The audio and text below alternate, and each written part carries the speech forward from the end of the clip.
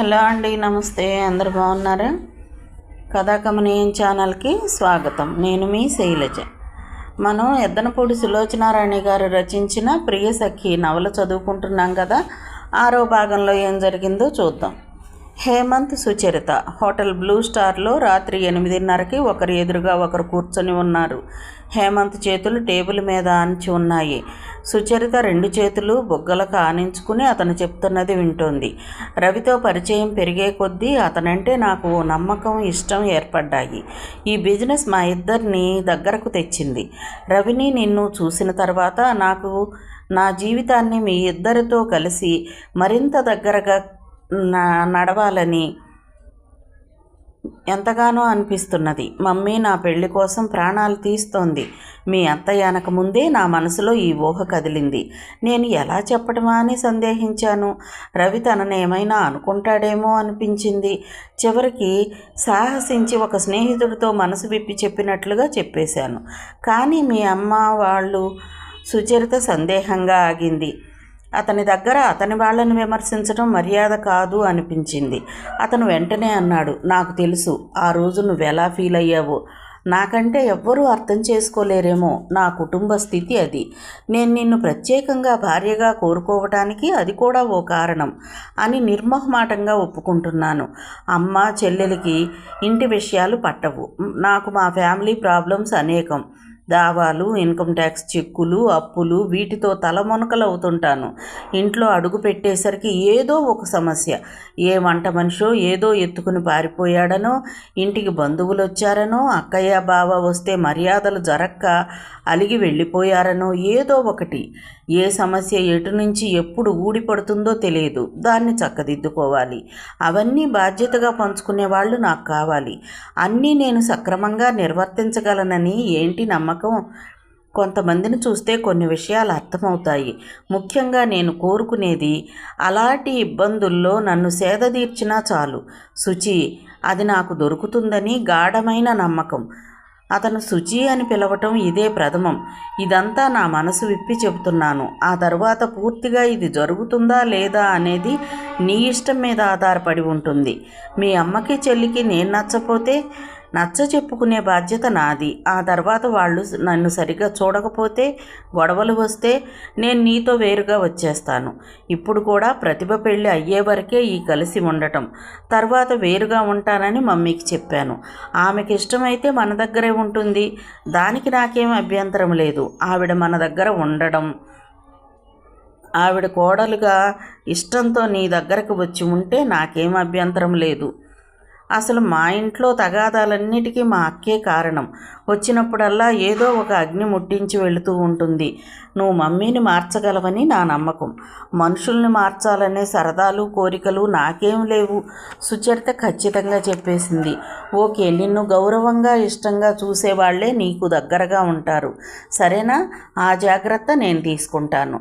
నా మాట మీద నమ్మకం ఉందా? సుచరిత అతని కళ్ళల్లోకి ఏదో వెతుకుతున్నట్లుగా చూసింది. ఉంది అంది సరిగ్గా టేబుల్ మీద చేతులు పెట్టుకుంది. Thank you. అతను సుచరిత చేతుల్ని తన చేతుల్లోకి తీసుకున్నాడు. శుచి, నీకు నచ్చ చెప్పటం, ఈ హామీలు ఇవ్వటం దేనికో తెలుసా? తెలుసు. దేనికంటావు? తర్వాత గొడవలు రాకుండా ఉండటానికి. కాదు, అసలు మూల కారణం ఇది. I love you. అతను సుచరిత చేతుల్ని పెదాలకు దగ్గరగా తెచ్చాడు. శుచి, నేనంటే నీకు ఎలాంటి అభిప్రాయం ఉందో నాకు తెలియదు. నువ్వంటే మాత్రం నాకు చాలా ఇష్టం. ఆ ఇష్టాలకి కారణాలు అనేకం. మొదటిది నీ మంచితనం, 2 నీ చిలిపిదనం, 3 ఇంటి పట్ల నువ్వు పడే తాపత్రయం, 4 నీ సింప్లిసిటీ, 5 రవిని, మీ అత్తయ్యని ప్రాణాధికంగా చూసే నీ ప్రేమ. మీ ఇంట్లో మీ ముగ్గురిని చూస్తే కుటుంబం అంటే అసలు అర్థం ఇదా? ఇలా ఉండాలా? ఇంట్లో వాళ్ళ బాంధవ్యాలు ఇట్లానా అనిపిస్తుంది. 6 చాలు చాలు. సుచరిత నవ్వింది. ఇంతలో బేరర్ భోజనం తెచ్చి టేబుల్ మీద సర్దాడు. అతను వెళ్ళిపోయిన తర్వాత హేమంత్ అడిగాడు, నేను ఇంతసేపు నా మనసు చెప్పాను, మరి నువ్వు? ఏం చెప్పను? నాకు ఇలాంటివి చెప్పాల్సినవి ఏమీ లేవు. మీ జీవితం మూసిన పుస్తకంలా గుప్తంగా ఉంది. నా జీవితం మీకు తెలిసిందే. అయినా చెప్పాల్సింది ఒకటి ఉందిగా. ఏమిటి? నేనంటే నీకు ఇష్టం ఉందా లేదా? అది తెలియకుండానే నన్ను అడిగారా మీరు? తెలుసు, కానీ నీ నోటి నుంచి వినాలని పెళ్ళయిన తర్వాత చెప్తాను. హేమంత్ నవ్వాడు. చెంచాతో బాదం హల్వా తీసి సుచరిత నోటికి అందించాడు. ఆమె తింటూ ఉంటే మధ్యలో ఆఫ్ చేసి సగం తను తిన్నాడు. భోజనం చేస్తుండగా అతను చెప్పాడు, మమ్మీకి చెప్తాను. మమ్మీ ప్రతిభ రేపు వచ్చి మిమ్మల్ని లంచ్కి పిలుస్తారు. నువ్వు, రవి, సుధాకర్, శ్రీలక్ష్మి రండి. మీ ఇంటికా? లంచ్కా అంది. అవును, భోజనం అయింది. హేమంత్ టైం చూసుకున్నాడు. 10:30 అయింది. బాప్రే అంది సుచరిత. ఇద్దరూ కారు దగ్గరకు వచ్చారు. పూలమ్మే కుర్రాడు ఒక అతను దండలు చూపిస్తూ, చౌక సార్, విలువైన వారికి ప్రియమైన కానుక, ధారాళంగా కొనేయండి సార్ అన్నాడు. అవి తీసుకుని 5 రూపాయల కాగితం ఇచ్చాడు. కుర్రాడు చిల్లరిస్తుంటే, వద్దు నీకే బక్షీస్ అన్నాడు. ఆమె చేతికిచ్చాడు. నేను అడగలేదే అంది మొహమాటంగా. సుచరిత అడగదు, నేనే ఇవ్వాలి అన్నాడు చిలిపిగా. సుచరితకి అన్నగారి మాటలు గుర్తొచ్చాయి. నవ్వింది. ఇద్దరు ఇంటికి వచ్చేసరికి రవి వరండాలో చేతులు వెనక్కి పెట్టుకుని అశాంతిగా అటు ఇటు తిరుగుతూ ఉన్నాడు. ఇంకో అరగంట ఆలస్యం అయి ఉంటే రవి మనం కనిపించలేదని పోలీస్ కంప్లైంట్ ఇచ్చేవాడేమో అంటూ దిగాడు హేమంత్. ఆలస్యం అయిందా అన్నయ్య అంది సుచరిత. ఆలస్యమా? హడలి చొస్తుంటే అతను సుచరిత చేతులు పట్టుకుని ఆతురతగా కళ్ళల్లోకి వెతుకుతూ చూశాడు. అతనికి హఠాత్తుగా ఆమె తలలో పూలు కనిపించాయి. అవి చాలా ఎక్కువగా ఉన్నాయి. సాధారణంగా సుచరిత అన్ని పూలు పెట్టుకోదు. శుచి అన్నాడు. ఇంతకీ అంటూ అర్ధోక్తిగానే ఆపేశాడు. సుచరిత లోనికి వెళ్ళిపోయింది. ఇదిగో సమాధానం ఎక్కడ అన్నాడు హేమంత్ వేలు పెట్టి తన వైపు చూయించుకుంటూ. రవి ఆదుర్దాగా అడిగాడు. ఒప్పుకుంది. నన్ను కంగ్రాచులేట్ చెయ్యి. లేకపోతే ఎంత వాస్తవంగా ఆలోచించే చెల్లెళ్ళు ఉన్నందుకు నువ్వు గర్వపడాలి అని నేనే నిన్ను కంగ్రాచులేట్ చేస్తాను చెయ్యి చాస్తూ అన్నాడు. ఆ రవి కరచాలనం చేశాడు. వెంటనే రవి చప్పున 2 చేతులతో అతని చెయ్యి పట్టుకున్నాడు. హేమంత్, ఏమిటిది? నాకు చాలా భయంగా ఉంది అన్నాడు. అతని కళ్ళల్లో కంగారు, సంభ్రమం స్పష్టంగా కనిపిస్తున్నాయి. కంగారెందుకు? ఇందులో పరాయి వాళ్ళు ఎవరున్నారు? హేమంత్, నీ అంతస్తుకి నేను తగిన మర్యాదలు. సిల్లీగా మాట్లాడకు. హేమంత్ అతని భుజం మీద చెయ్యి వేశాడు. కావాలని కలిసి వస్తున్న వాళ్ళు కలతలు పడతారా? తప్పులు వెతుకుతారా? అలాంటి భయాలు పెట్టుకోకు. అన్ని బాధ్యతలు నావే. Thank you. రవి హేమంత్ని కౌగిలించుకున్నాడు. మనిద్దరం ఆ హోటల్లో అనుకోకుండా కలుసుకున్న క్షణం ఎంత శుభం అవుతుందని, అది నాకు ప్రాప్తిస్తుందని నేను కల్లో కూడా అనుకోలేదు అన్నాడు డగ్గుత్తికతో. నాకు కూడా అలాగే అనిపిస్తుంది. నీతో మన బాంధవ్యం ముడిపట్టానికే ఈ వ్యాపారం అనే మిషాన్ని దగ్గరకు చేర్చినట్టుంది. వస్తాను రవి. అతను రవిని వదిలి గుమ్మం వైపు చూశాడు. అక్కడ సుచరిత నిలబడి ఉంది. గుడ్ నైట్ అన్నాడు హేమంత్. గుడ్ నైట్ అందామె. హేమంత్ వెళ్ళిపోయాడు. ఏమిటి, శుచి వచ్చినట్లుందే? ఏరా రవి? అవును అత్తయ్య, వచ్చింది అన్నాడు. ఏమైంది? వెళ్ళిన సంగతి కాయా పండా? పండే అత్తయ్య. ఇదిగో. సుచరితను భుజం చుట్టూ చెయ్యి వేసి తీసుకువెళుతూ, అత్తయ్య, ఏది ఇప్పుడను నన్ను సంబంధాలు చూడలేదని? నీ గొప్పేముందిరా వెర్రి నాయన, అంత దాని అదృష్టం. మనం నిమిత్త మాత్రులం. ఇదే మరి రాసిపెట్టి ఉండటం అంటే. రవి సుచరిత వైపు చూశాడు. ఆమె నవ్వింది. ఆ ముఖం 1000 వెన్నెల కాంతులు వెదజల్లుతోంది. రవికి ఎంతో సంతోషంగా అనిపించింది. ఎన్నాళ్ళు అతనికి చెల్లెలికి ఇష్టమైన వరుణ్ణి తను తీసుకురాగలనా అని చాలా భయపడుతూ ఉండేవాడు. అతని భయం నేటితో ఆ భగవంతుడు తీర్చేశాడు. టెలిఫోన్ గణగణా మోగింది. Excuse me. డైనింగ్ టేబుల్ దగ్గర అందరితో పాటు కూర్చుని కబుర్లు చెప్తున్న భానుమతి గారు లేచి వెళ్ళింది. అప్పుడే భోజనాలు పూర్తయ్యాయి. నౌకరు వెండి పళ్ళెంలో తెచ్చి అక్కడ పెట్టిన కిళ్ళీలు అందరూ తలా పోటీ తీసుకుంటున్నారు. రండి, అక్కడ కూర్చుందరు గాని అన్నాడు హేమంత్. సుధాకర్ దారి తీశాడు. శ్రీలక్ష్మి అనుసరించింది. వెనకే సుచరిత, ఆ వెనుక రవి డ్రాయింగ్ రూమ్లోకి వెళ్ళారు. నేను ఇప్పుడే వస్తాను. హేమంత్ అక్కడి నుంచి వెళ్ళాడు. దూరంగా భానుమతి గారి కంఠం ఫోన్లో మాట్లాడుతూ వినిపిస్తోంది. ఎవరికో పుట్టినరోజు కేకు తానే స్వయంగా తయారు చేయించి పంపిస్తాను అంటోంది. హేమంత్ అక్కడి నుంచి వెళ్ళగానే సుధాకర్ రవి చేతిని గట్టిగా పట్టుకుంటూ మనసులోని మాటను ఆపుకోలేనట్టుగా తగ్గు స్వరంతో, రవి, నా కళ్ళను నేను నమ్మలేకపోతున్నాను. హేమంత్ డబ్బున్న వ్యక్తి అని తెలుసు కానీ ఇంత డబ్బున్న మనిషి అని నాకు తెలియదు సుమా. బాప్రే, ఎంత సింపుల్గా ఉంటాడు. మన ఇంటికి వస్తే మనలో కలిసిపోతాడు. ఈ ఇంట్లో చూస్తుంటే ఇక్కడ అతని అసలైన హోదా కనిపిస్తుంది. నిజంగా మన సుచరిత అదృష్టవంతురాలనిపిస్తుంది అన్నాడు. హుష్, ఊరుకో బావా, చాలించు నీ దండకం, వాళ్ళు వినేస్తారు అంది శ్రీలక్ష్మి. శ్రీలక్ష్మి పట్టుచీర కట్టుకుని 7 వారాల నగలు ఒకేసారి తెగేసుకున్నంత ఎక్కువగా ఒంటి నిండా సొమ్ములు పెట్టుకుంది. సుధాకర్ జరి అంచు పంచే సిల్కు లాల్చీ ధరించి మెడలో ఉత్తరీయం వేసుకుని పెళ్లి పెద్ద హోదాలో వచ్చాడు. రవి, సుచరిత ఇంట్లో ఎలా ఉంటారో అలాగే ఉన్నారు. ఏ మార్పు లేదు. ఆ రోజు ఉదయం వెళ్తుండగా రవి వచ్చి ఈ శుభవార్త చెప్పాడు సుధాకర్ శ్రీలక్ష్మికి. శ్రీలక్ష్మి, మీ ఇద్దరే నాకు పెద్దవారు. సుధాకర్, నువ్వు మాతో హేమంత్ వాళ్ళ ఇంటికి రావాలి. హేమంత్ సుచరితను చేసుకోమని భానుమతి గారిని అడగాలి. తప్పకుండా వస్తాం అన్నగారు అంది శ్రీలక్ష్మి అప్పుడే పెళ్లి పెద్ద అయినట్లు ఉత్సాహంగా.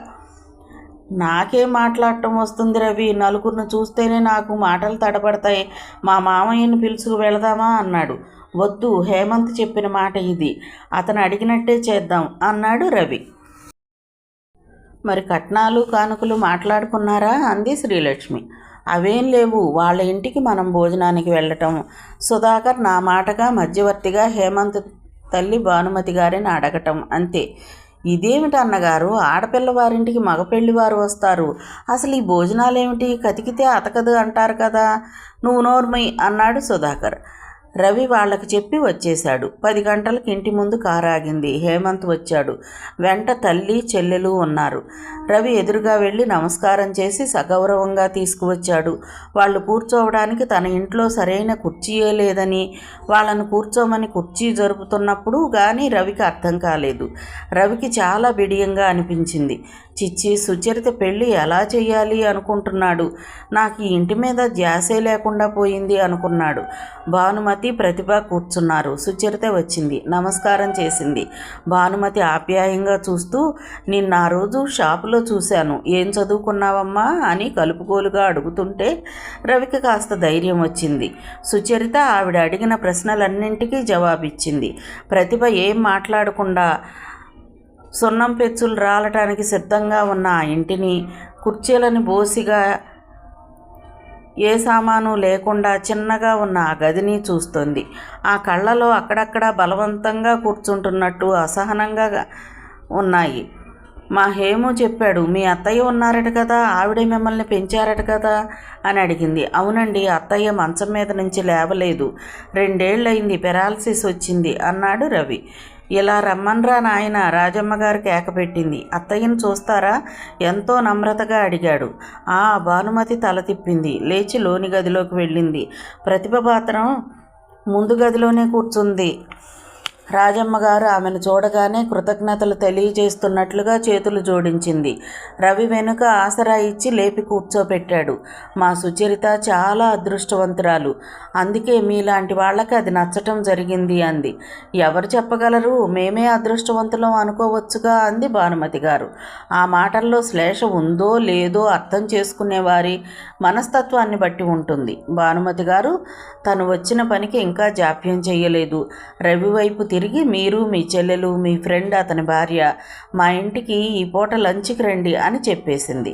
వెంటనే రాజమ్మ గారితో వస్తానండి అనేసి వెనక్కి తిరిగి వచ్చేసింది. ముందు గదిలో ప్రతిభ టేబుల్ మీద మూలగా పెట్టిన ఒక మోడల్ను చూస్తూ, ఇదేమిటన్నయ్యా అంది. ఇటుకలు బట్టి అన్నాడు హేమంత్. ప్రతిభ అక్కడ పెట్టింది. భానుమతి గారు, ప్రతిభ, హేమంత్ వెళ్ళిపోయారు. సుచరితకి చిత్రంగా అనిపించింది. ఆ రోజు షాపులో ఆమెలో కనిపించిన ధీమా, నిరసన ఈరోజు ఏమీ లేవు. భానుమతి గారు ప్రసన్నంగానే మాట్లాడింది. 12 గంటలు అవుతుండగా హేమంత్ తానే వచ్చి కారులో స్వయంగా అందరినీ తన ఇంటికి తీసుకువెళ్ళాడు. వీరి కోసం ఎదురు చూస్తున్నట్లే భానుమతి గారు ఎదురు వచ్చి తానే లోపలికి తీసుకువెళ్ళింది. రండి కూర్చోండి, మా హేమ్ మీ ఫ్రెండ్ కాబట్టి మీరు ఇది మీ సొంత ఇల్లులాగా అనుకోవచ్చు అంది. ఆవిడ అలా కలుపుగోలుగా మాట్లాడటం చూసి రవికి, సుధాకర్కి చాలా ఆనందం అనిపించింది. రవి మనసులో ఘనీభవిస్తున్న భయం, మొహమాటం మెల్లగా కరిగిపోసాగాయి. ఆ ఇంట్లో అడుగుపెట్టినప్పటి నుండి సుధాకర్, శ్రీలక్ష్మి చిన్నపిల్లల్లా అద్భుతమైన ప్రపంచంలో అడుగుపెట్టినట్లుగా ఫీల్ అయ్యారు. ముందు ఆవరణలో పెద్ద లాన్ మధ్యలో సిమెంటుతో రంగుల గొడుగు, దాని కింద కుర్చీలు, ఇంట్లో ఎటువైపు చూసినా ఏదో ఒక అపురూపమైన వస్తువు. ఆ గదికి అవి అవసరమైన సామాగ్రి లాగానే ఉన్నాయి. వాటిలో ఏ ఒక్కటి లేకపోయినా బోసిగా ఉంటుంది అనిపిస్తోంది. పిలవగానే అతి వినయంతో పలికే నౌకర్లు, ఇంట్లో అక్కడక్కడా కార్ల బొమ్మలు, రకరకాలవి ఉన్నాయి. షీల్డ్స్ ఉన్నాయి. భోజనాలు చేస్తుండగా భానుమతి గారు చెప్పింది, మా వారికి కార్ల సరదాలుండేవి. ఆయనకి అసలు ప్రతి విషయమూ ఒక పందెమే. తెల్లవారు లేస్తూనే ఈరోజు నీకు నాకు పోట్లాట వస్తుందా రాదా అని పందెం కట్టు అనేవారు. మా వారు ఉండగా ఇల్లు ఎప్పుడూ మనుషులతో కిటకిటలాడుతూ ఉండేది. అది అసలు నేను బ్రతికి ఉన్న రోజులు. ఇప్పుడు బ్రతకటం అనేది ఉందా? ఇది ఒక జీవత్యపు బ్రతుకు. అందరూ ఆవిడ చెప్పే మాటల్ని శ్రద్ధగా విన్నారు. మా హేము ఉన్నాడే, వాడికి ఇవేమీ పట్టవు. వాడి ధోరణి ఎంతసేపు వ్యాపారం గురించే. నా ఫ్రెండ్స్ అందరూ అంటూ ఉంటారు ఎప్పుడు, మీ వారికి మీ అబ్బాయికి స్వభావంలో పోలిక లేదని. ఏదో వాడి ధోరణి వాడిది. వాడి సంగతుల్లో నేనే జోక్యం కల్పించుకోను. అసలు పిల్లలకు ప్రతి విషయంలోనూ స్వేచ్ఛ ఇవ్వటం అవసరమని నేను నమ్ముతాను. వారి విషయాల్లో వారి అభిరుచులను బట్టి వారి నిర్ణయాలు చేసుకోనివ్వాలి. మాటిమాటికి ఆ ఇంట్లో ఫోన్ మోగుతూనే ఉంటుంది. ఫోన్ ఆ ఇంట్లో ఓ ముఖ్యమైన పాత్రధారిలా ఉంది. ఫోన్ రాగానే హేమంత్ కానీ ప్రతిభ కానీ లేచి వెళ్ళి తీస్తున్నారు. ఎక్కువగా భానుమతి గారికే వస్తున్నాయి. 1-2 మాత్రం లాయర్ దగ్గర నుంచి, ఆడిటర్ దగ్గర నుంచి హేమంత్కి వచ్చాయి. సుచరితకి ఎవరింటికో వచ్చినట్లుగా ఇబ్బందిగా ఉంది. రాత్రి తను హేమంత్ హోటల్లో మాట్లాడిన మాటలు అసలు ఇది నిజమేనా లేక కళ అనే సందేహం రాసాగింది. భోజనాలయ్యి అందరూ డ్రాయింగ్ రూమ్లో కూర్చొని ఉండగా ప్రతిభ సుచరితను, రండి మా ఇల్లు చూపిస్తాను అంది. సుచరిత లేవలేదు. వెళ్ళమ్మా అన్నాడు రవి. శ్రీలక్ష్మి నువ్వు కూడా రా అంది సుచరిత. ఆమె లేవబోతుంటే సుధాకర్ వారించాడు. నువ్వు కూర్చో, ఇప్పుడు భానుమతి గారు వస్తే మనం మాట్లాడాలి. సుచరిత తప్పనిసరిగా ప్రతిభ వెంట వెళ్ళింది. ఇదిగో ఇది నా గది, ఇది మా అమ్మ గది, ఇది చిన్నప్పుడు మా గది, ఇది మా అక్కయ్య గది. ప్రతిభ ముక్తసరిగా గైడ్లాగా ఆ భవంతిని గురించి తెలియజేస్తున్నట్లుగా చెబుతోంది. సుచరిత హేమంత్ గదిలోకి వచ్చింది. విశాలమైన గది. గాలి ధారాళంగా వస్తుంది. కిటికీలకు గుమ్మాలకు ఉన్న పరదాలు కదులుతున్నాయి. గదిలో ఒక మంచం, రాసుకునే టేబుల్, దానిమీద తను ఇచ్చిన బుద్ధుడి బొమ్మ, పక్కనే పెద్ద పుస్తకాల బీరువా. అంతకు తప్ప ఇంకే సామాన్లు లేవు. అతను టేబుల్ మీద తాను తీసిన ఫోటో, రవితో కలిసి భుజం మీద చెయ్యి వేసి చూపుడు వేలుతో దూరంగా చూపిస్తున్న ఫోటో ఉంది. ఆ ఫోటో చూడగానే సుచరిత పెదవుల మీద చిరునవ్వు వచ్చింది. ఇంతలో ఫోన్ మోగింది. నేను ఇప్పుడే వస్తా, ప్రతిభ పరిగెత్తింది. సుచరిత అక్కడే నిలబడింది. ప్రతిభ ఎవరో స్నేహితురాలితో మాట్లాడుతోంది. రాత్రి చూసిన సినిమా గురించి తర్కిస్తూ మాట్లాడుతోంది. ఆ క్షణంలో ప్రతిభను చూస్తే అసలు ఇక తనను వదిలి వెళ్ళిన సంగతి గుర్తున్నట్లుగా లేదు. అక్కడే నిలబడిపోయావేం, లోనికి రా. సుచరిత ఇంతెత్తున ఉలిక్కిపడింది. తిరిగి చూసేసరికి మరో గుమ్మంలోంచి ఆ గదిలోకి వచ్చిన హేమంత్ నిలబడి ఉన్నాడు. సుచరిత ఉలికిపాటును చూసి, ఏంటి భయం వేసిందా అన్నాడు నవ్వుతూ. ఆమె అతన్నే చూస్తోంది. అలా నవ్వుతున్న అతన్ని చూస్తుంటే అచ్చు మళ్ళీ రాత్రి హోటల్లో చూసిన హేమంత్ లాగానే ఉన్నాడు. సుచరిత ఎంతసేపటికి గుండెల నిండా గాలి పీల్చుకున్నట్లయింది. అమ్మయ్య అంది గుండెల మీద చేతులు వేసుకుంటూ. భయపడ్డావా? అవును. ఎందుకట? ఏమిటో ఈ ఇంటికి వచ్చి మిమ్మల్ని చూసిన తర్వాత 2 హేమంతులు ఉన్నారా అని కంగారు పడిపోతున్నాను అంది చిలిపిగా. అదేమిటి? అతను ఆశ్చర్యంగా చూశాడు. అసలు నేను ఈ ఇంటికి ఎందుకు వచ్చానా, ఇక్కడ నాకు పనేమిటా అని ఆలోచిస్తున్నాను. అంటే రెట్టించాడు. ఈ ఇంట్లో అడుగు పెట్టినప్పటి నుంచి చూస్తున్నాను. మీరు ఇంకెవరోలా ఉన్నారు. ఇంటికి వెళ్ళగానే అన్నయ్యకి చెప్పేద్దామని అనుకుంటున్నాను. అతను ఒక్కసారిగా నవ్వేశాడు. మై గాడ్ అన్నాడు. అతన్ని నవ్వు చూసిన తర్వాత సుచరితకు ధైర్యం వచ్చేసింది. లోనికి రా పిలిచాడు అతను. ఇక్కడి నుంచి గది బాగానే కనిపిస్తుంది నాకు అంది. నిన్ను గదిలోకి రమ్మంది గది చూడటానికి కాదు, నా గదిలో నిలబడి నిన్ను నేను చూసుకోవడానికి. సుచరిత అతని వైపు చూసింది. అతను చూస్తున్నాడు. అతని కళ్ళలో మహత్యం ఏమిటో గాని సుచరిత అతని చూపులకు వివసురాలైనట్లుగా అతని వైపే చూస్తూ ఒక్కో అడుగు వేస్తూ గది మధ్యకు వచ్చింది. Suchi welcome to our room అన్నాడు తగ్గు స్వరంతో. సుచరిత అతని వైపే చూస్తోంది. అతను ఒక అడుగు ముందుకు వేశాడు. సుచరిత వైపు అతని చెయ్యి సాగింది. అంతలోనే అది ఆగి యథాస్థానానికి వచ్చేసింది. దూరంగా ప్రతిభ స్నేహితురాలితో ఫోన్ మాట్లాడుతూనే ఇటు తిరిగింది. హేమంత్ చప్పున అన్నాడు, ఇలారా, నా ఈ టేబుల్ దగ్గర ఈ కుర్చీలో కూర్చో అన్నాడు. సుచరిత అతను చెప్పినట్టే చేసింది. హేమంత్ అల్మరాలోంచి కెమెరా తీసి వెంటనే క్లిక్ మనిపించాడు. ప్రతిభ బాయ్ అంటూ ఫోన్ పెట్టేసింది. ప్రతిభ వస్తూనే అక్కడి నుంచే పెద్ద కంఠంతో, అన్నయ్య, వీణా ఫోన్ చేసింది, నువ్వు తన చేత రాయించి పంపిన పజిల్కి ఫస్ట్ ప్రైజ్ వచ్చింది అంది. అలాగా, కంగ్రాచులేషన్స్ అన్నాడు. మనం కిందికి వెళదామా? ప్రతిభ పని అయిపోయినట్టు సుచరితను అడిగింది. ఆమె తల ఊపింది. ముందు ప్రతిభ, తరువాత సుచరిత, ఆ వెనుక హేమంత్ మెట్లు దిగి వచ్చారు. వాళ్ళు వచ్చేసరికి భానుమతి గారు అంటోంది, నాదేం లేదు, అంతా మా హేమంత్ ఇష్టమే, వాడి సంతోషమే నాకు ప్రధానం. నేను ఈ మాట చెప్పగానే నీ ఇష్టం అనేశాను. అడుగో వస్తున్నాడుగా, మీరే అడగండి అంది.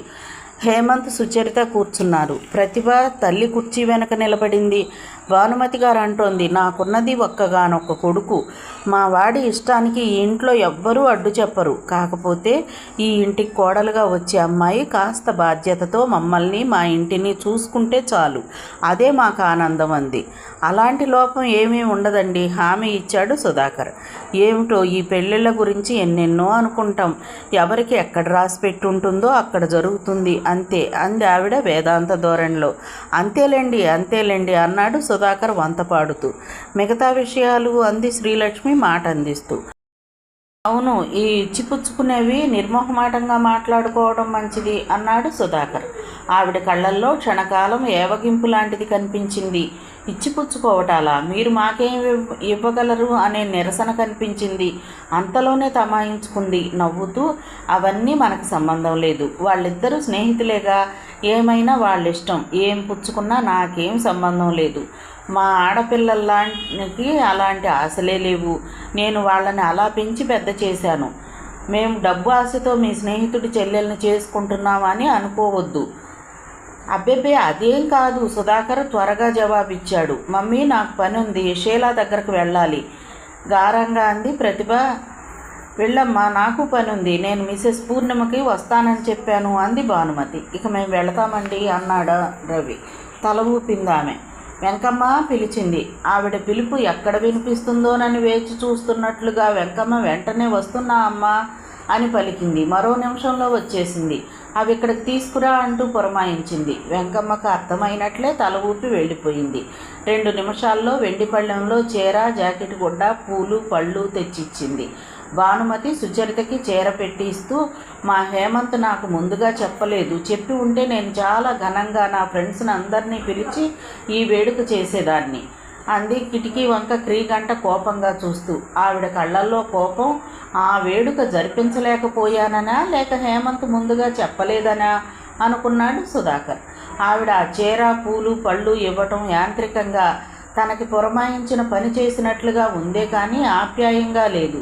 ఉండమ్మా, పూలు పెడతాను. శ్రీలక్ష్మి పళ్ళెంలో పూలు తీసి సుచరిత తల్లో తురిమింది.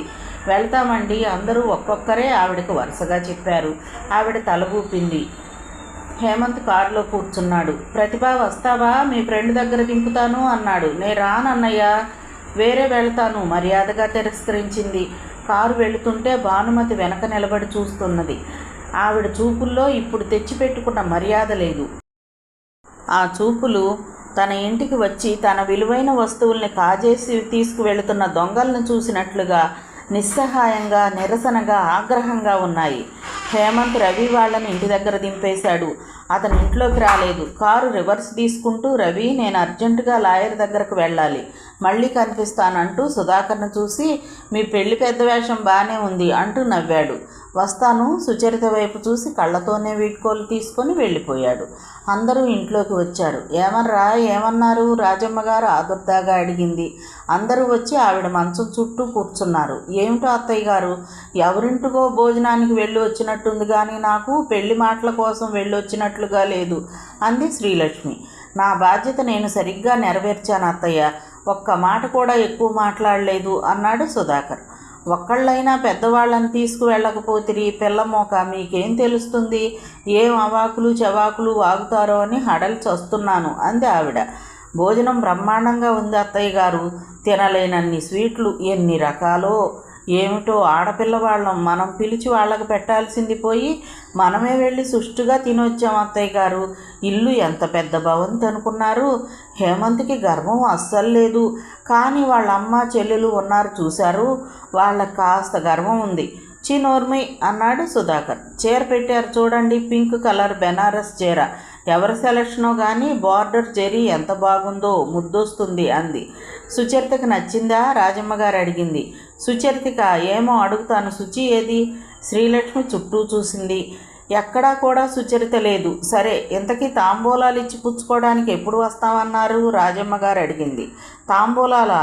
అదెవరు అడిగారు అన్నాడు సుధాకర్. నీ మొహం, ఏం చేసి వచ్చారు మీరు? సుష్టిగా తిని కబుర్లు చెప్పొచ్చారా? అయ్యో, మీ తెలివి తెల్లారిపోను. నేను అనుకుంటూనే ఉన్నాను. ఆవిడ మొత్తుకుంది. ఏమిటో నాకు తోచలేదు. అయినా హేమంత్ అవన్నీ తనే చూసుకుంటానన్నాడులే అన్నాడు సుధాకర్. అమ్మాయి ఇష్టం అన్నాడు కదా, అవన్నీ అతని నెత్తి మీదే వేసి విసిగించకూడదు మనం. అది మర్యాద కాదు, ఆవిడ మందలించింది. అరగంట తర్వాత రవి గదిలోకి వచ్చాడు. అక్కడ సుచరిత మంచం మీద కూర్చుని కిందికి చూస్తూ ఏదో ఆలోచిస్తోంది. సహజంగా ఆమెలో ఉండే చలాకీతనం, నవ్వు లేదు. ముఖం గంభీరంగా ఉంది. ఏంటమ్మా, ఏం ఆలోచిస్తున్నావు అన్నాడు రవి. ఏమీ లేదన్నయ్య అంది. రవి దగ్గరకు వచ్చి తల మీద చెయ్యి వేశాడు. ఏంటమ్మా, ఎంత సంతోషకరమైన సంఘటన జరిగింది, నువ్వెలా ఉన్నావే? నాకేమిటోగా ఉంది. ఏమిటోగానా అంటే, హేమంత్ అమ్మగారి మాటలు నాకు ఎలాగో అనిపిస్తున్నాయన్నయ్య. ఆవిడకి ఇష్టం లేని పని చేస్తున్నామా అనిపిస్తోంది అంది భయంగా. ఆవిడ ధోరణి అంతే అని నా అనుమానం. మనకి హేమంత్ ముఖ్యం. అతని గురించి మనకి క్షుణ్ణంగా తెలుసు. ఒక్కటి మాత్రం నిజం, హేమంత్ మనల్ని కావాలని బాగా కోరుకుంటున్నాడు. హేమంత్కి నువ్వంటే ఇష్టం ఉంది. అది నాకు బాగా అర్థమైన తర్వాతనే నేను సరే అన్నాను. సుచరిత అతని చెయ్యి పట్టుకుంది. అన్నయ్య, నాకేం తెలియటం లేదు. ఒకసారి చాలా సంతోషంగా అనిపిస్తుంది, నేను అదృష్టవంతురాలని అనిపిస్తుంది. మరోసారి భయం వేస్తోంది, అర్హత లేని దానికి వెళుతున్నానా అనిపిస్తోంది. పిచ్చి ఆలోచనలు మానేయమ్మా, నేనున్నాగా అన్నాడు రవి. అవును, నాకు నువ్వు అత్తయ్య ఉన్నారు, అది చాలు అంది. అలా అనుకో, ధైర్యంగా ఉంటుంది అన్నాడు రవి. సుచరిత తల ఊపింది. ఆ కళ్ళలో బేలతనం పోయి ధైర్యం, ఆ వెంటనే చిరునవ్వు వచ్చాయి. మంచం మీద పెట్టిన చీర చూసింది. తనకి నచ్చిన పింక్ కలర్ సుచరితకి బాగా నచ్చింది. రవి సుచరితకి ధైర్యం చెప్పాడే కానీ అతనికి కూడా ఏదో చిరాగ్గానే ఉంది. అంతా బాగానే ఉంది. వాళ్ళకేదో చెప్పలేని లోపం. ఏమైనా సుచరిత పెళ్లి త్వరగా చేసేయాలి నిర్ణయించుకున్నాడు. సుచరిత మర్నాడే ఊరు వెళ్ళేది. ఆ రోజు సాయంత్రమే హేమంత్ వచ్చాడు. రవి, సుచరిత పరీక్షలు అయిపోగానే లగ్నాలు పెట్టించేయి అని చెప్పాడు. పెళ్లి సింపుల్గానే జరగాలి, అనవసరమైన ఆడంబరాలు వద్దు అన్నాడు. కానీ మీ బంధువులకి మీ అమ్మగారు రవి సందేహించాడు. అమ్మకి నేను నచ్చ చెప్తాను అన్నాడు హేమంత్. ఆ రోజు అతను అక్కడే భోంచేశాడు. ఆ తర్వాత 2-3 రోజుల నుంచి దాదాపుగా రోజు ఏదో ఒక సమయంలో వస్తూనే ఉన్నాడు. సుచరితను సినిమాకో, షికార్కో, హోటల్కో తీసుకువెళ్తూనే ఉన్నాడు. సరిగ్గా అతను వచ్చే సమయానికి రవి పనుంది అంటూ కల్పించుకొని వాళ్ళిద్దరికీ ఏకాంతాన్ని ఇచ్చి వెళ్ళిపోయేవాడు. హేమంత్కి ఎక్కువ సమయం ఉండేది కాదు. పనుల వల్ల మధ్యలో ఎలాగో తీరుబడి చేసుకుని వచ్చేవాడు. కొద్ది రోజులేగా ఈ దూరంగా ఉండటం, తర్వాత ఇద్దరం ఒకే చోటున ఉండవచ్చు అనేవాడు హేమంత్.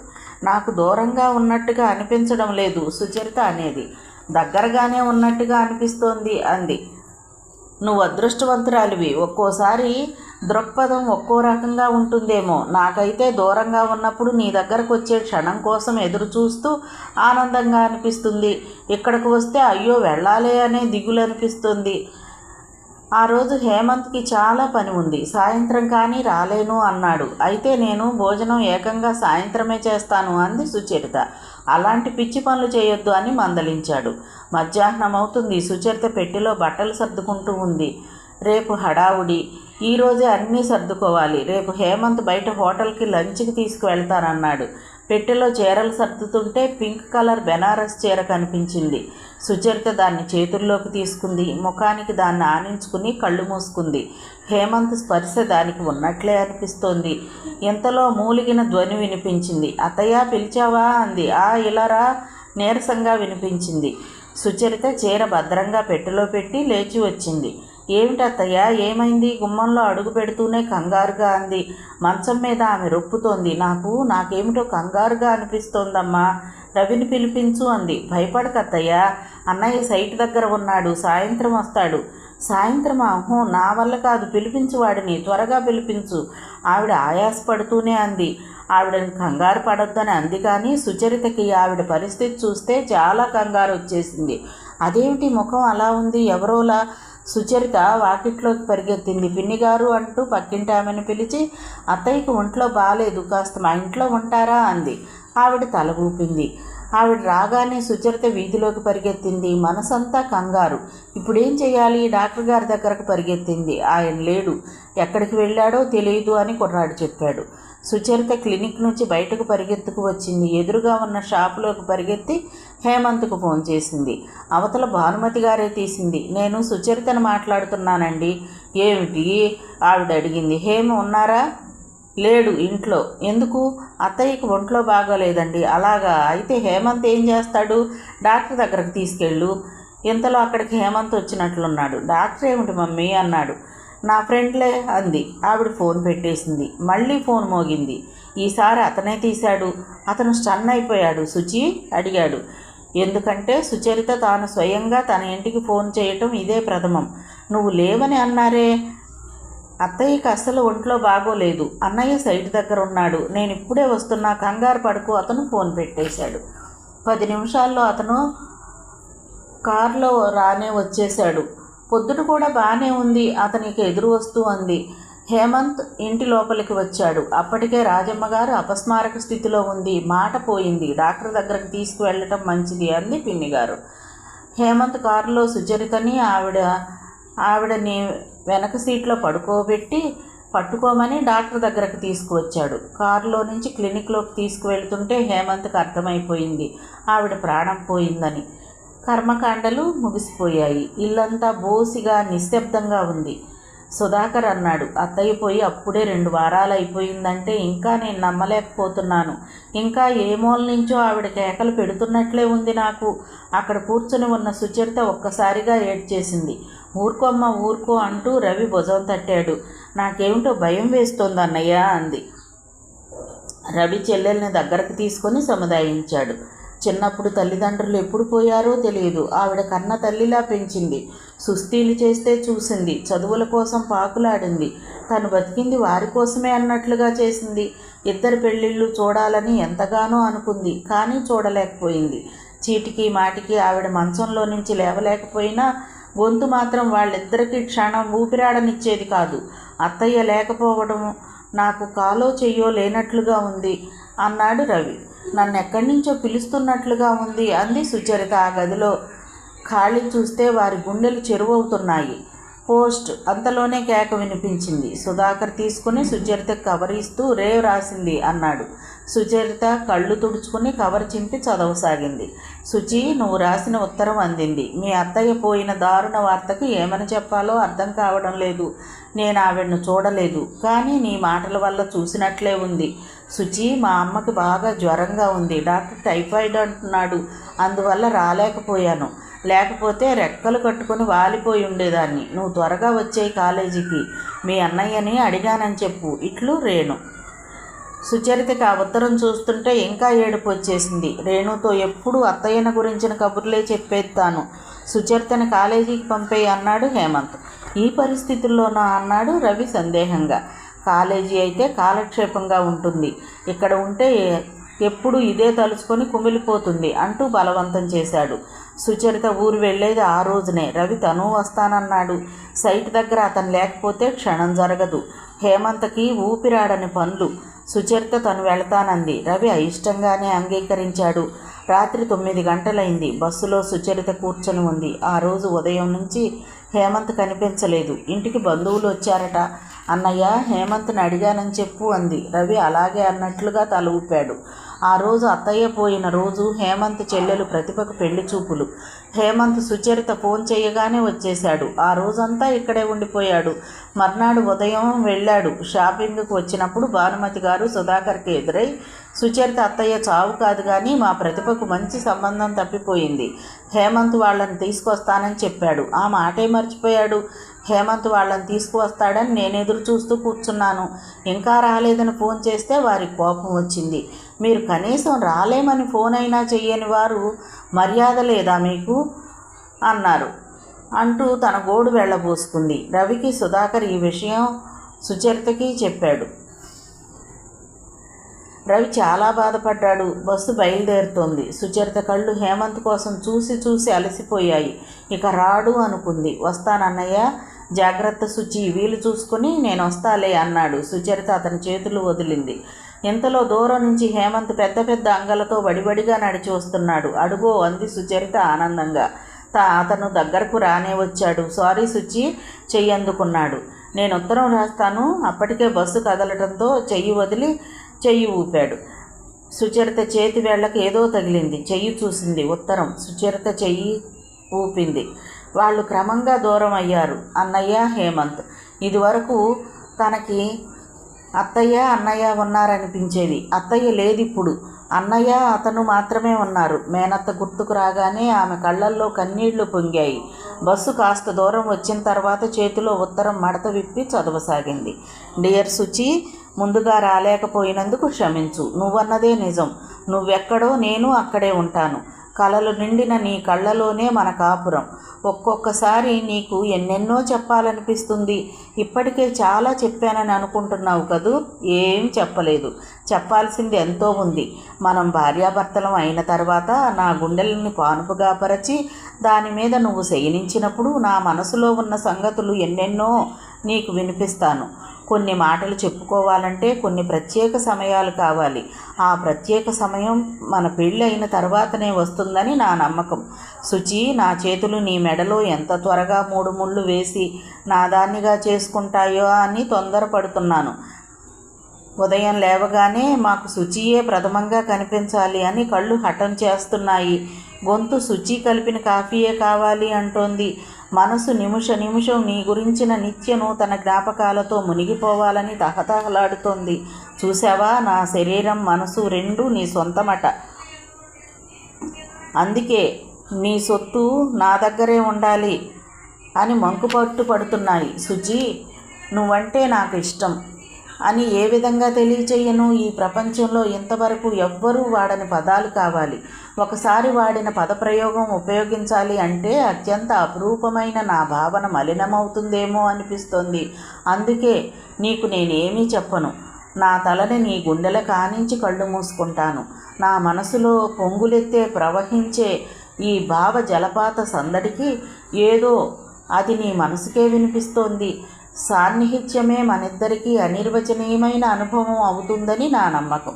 నీ హేమంత్. బయట అంతా చీకటి. బస్సులో లైట్లు తీసేశారు. బస్సు పరుగు తీస్తోంది. సుచరిత మరో లోకంలో ఉన్నట్లుగా తల వెనక్కి ఆనించి మళ్ళీ మళ్ళీ ఆ ఉత్తరాన్ని నెమరు వేసుకుంటోంది. చిత్రం. హేమంత్ తల తన గుండెల మీద ఉన్నట్టే అనిపించసాగింది. మిగతా కథ తర్వాతి భాగంలో చూద్దామండి. కథ విన్నందుకు ధన్యవాదాలు. ఈ నవల మీకు నచ్చితే ఒక లైక్ చేయండి, షేర్ చేయండి, నా ఛానల్ని సబ్స్క్రైబ్ చేసుకోండి, నన్ను సపోర్ట్ చేయండి. మీరిచ్చే ఒక్క లైక్ నాకు, నా ఛానల్కి ఎంతో సపోర్ట్ని ఇస్తుందండి. Thank you. ఉంటానండి.